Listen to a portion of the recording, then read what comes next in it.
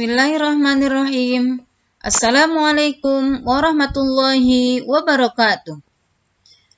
Teman-teman, hari ini kita akan belajar PAI yang berkaitan dengan kisah teladan Nabi Muhammad Sallallahu Alaihi Wasallam.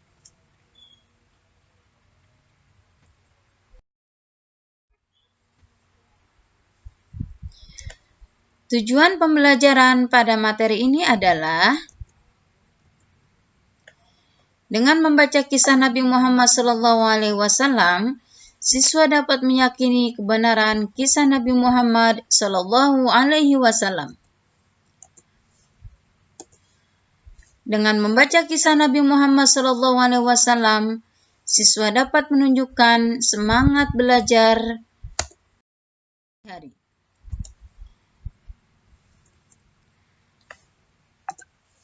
Dan dengan membaca kisah Nabi Muhammad SAW, siswa dapat menjadikan Nabi Muhammad sebagai teladan dalam kehidupan. Teman-teman, hari ini kita akan membahas kembali peristiwa sebelum kelahiran Nabi Muhammad SAW. Pada tahun kelahiran Nabi Muhammad, penguasa negeri Habasyah yang bernama Abraha hendak menghancurkan Ka'bah dengan pasukan bergajah. Namun, ketika pasukan gajah hendak merobohkan Ka'bah, Allah mengirimkan burung ababil yang membawa batu panas untuk dilemparkan kepada pasukan gajah. Seluruh pasukan Abraha pun mati. Tahun kelahiran Nabi Muhammad SAW disebut dengan Tahun Gajah.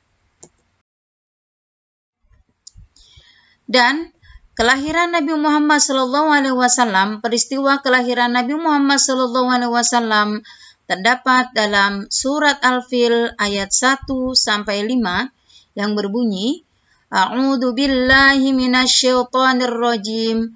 Bismillahirrahmanirrahim. Alam tara kaifa fa'ala rabbuka bi ashabil fil. Alam yaj'al kaidahum fi tadlil wa arsala 'alaihim tayran ababil tarmihim bihijaratin min sijil faj'alahum ka'asfin ma'kul. Surat Al-Fil ayat 1-5.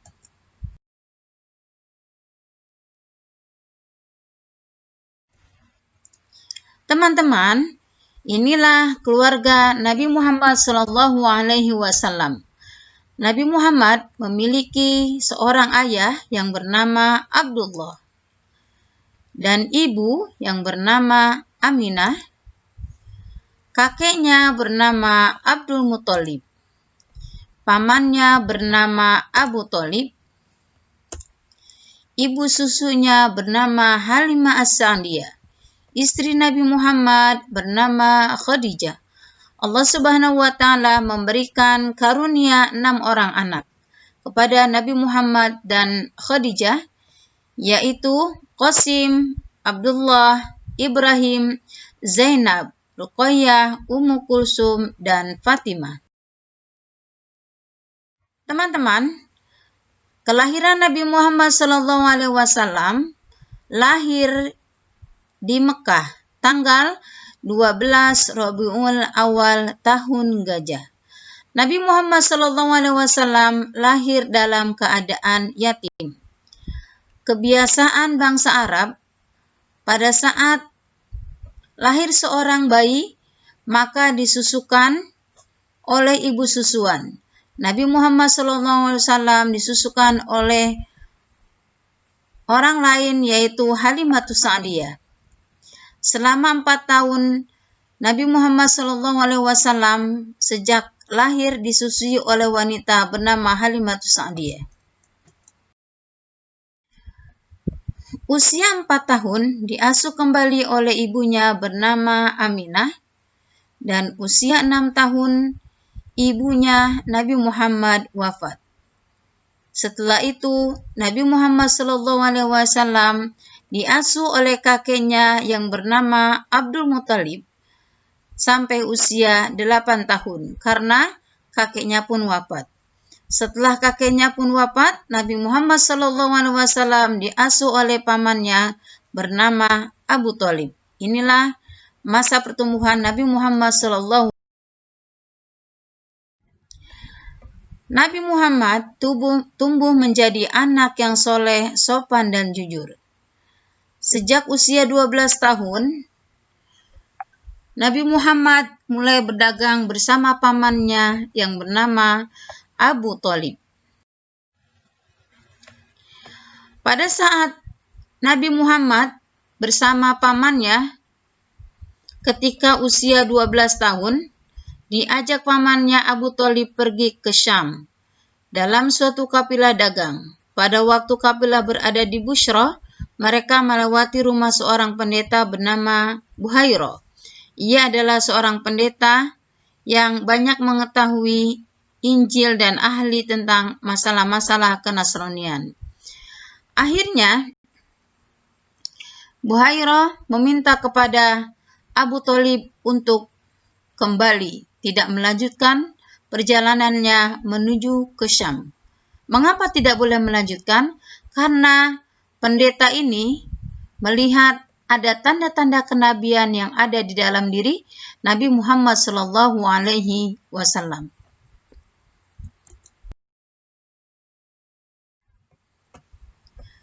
Di usia 40 tahun, Nabi Muhammad diangkat menjadi Rasul. Dan disitulah Nabi Muhammad mendapatkan wahyu yang pertama di Gua Hira. Wahyu yang pertama yaitu Quran Surat Al-Alaq ayat 1 yang berbunyi, Bismillahirrahmanirrahim. Iqra' bismi rabbikal ladzi khalaq. Khalaqal insana min 'alaq. Iqra' wa rabbukal akram. Alladzi 'allama bil qalam. 'Allamal insana ma lam ya'lam. Setelah Nabi Muhammad SAW mendapatkan wahyu yang pertama, Nabi mulai berdakwah menyampaikan ajaran Islam.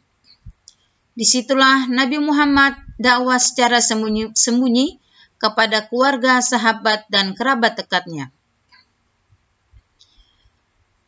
Orang yang pertama kali masuk Islam yaitu Khadijah, seorang perempuan yang pertama kali masuk Islam.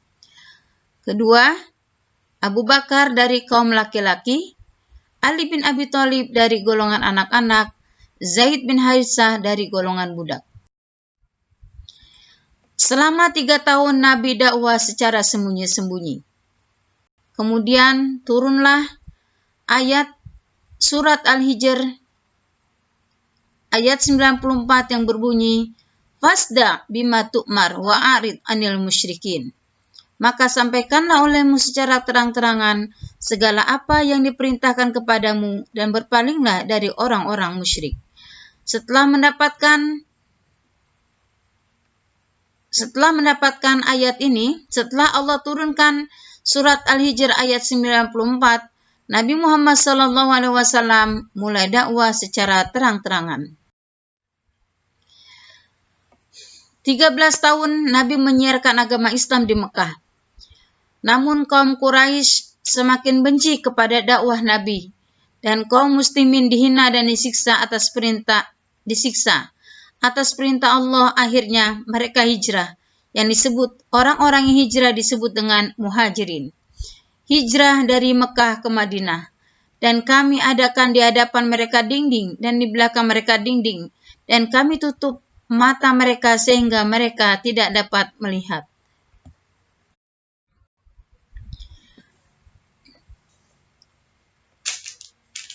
Sepuluh tahun Nabi Muhammad SAW berada di Madinah, dan setelah 10 tahun Nabi Muhammad SAW baru melaksanakan ibadah haji.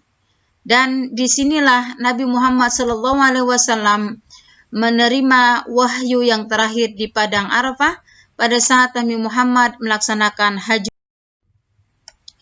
Ini adalah ayat yang terakhir yang diterima atau wahyu yang terakhir diterima oleh Allah Subhanahu wa taala, Quran surat Al-Imran ayat 3 yang berbunyi, Bismillahirrahmanirrahim. Al-yauma akmaltu lakum dinakum wa atmamtu alaikum ni'mati wa raditu lakumul Islam madina. Pada hari ini telah aku sempurnakan agamamu untukku, dan telah aku cukupkan nikmatku bagimu, dan telah aku ridhoi Islam sebagai agamamu. Dan disinilah Nabi Muhammad SAW tidak menerima wahyu kembali. Nabi Muhammad SAW seorang yang tidak pernah berbohong. Beliau mendapatkan gelar Al-Amin, yaitu dapat dipercaya. Dan sifat-sifat yang dimiliki oleh Nabi Muhammad SAW, siddiq, amanah, tabligh, fatwa. Teman-teman, meneladani perilaku Nabi Muhammad SAW, pertama siddiq artinya jujur, kedua al-hilmu artinya penyantun, ketiga tawadu artinya rendah hati. Karena kejujurannya, Nabi Muhammad diberi gelar Al-Amin yang artinya orang yang terpercaya. Demikian materi PAI yang terakhir, yaitu kisah keteladanan Nabi Muhammad SAW. Semoga kita bisa menjadikan beliau sebagai teladan dalam kehidupan sehari-hari. Demikian, wassalamualaikum warahmatullahi wabarakatuh.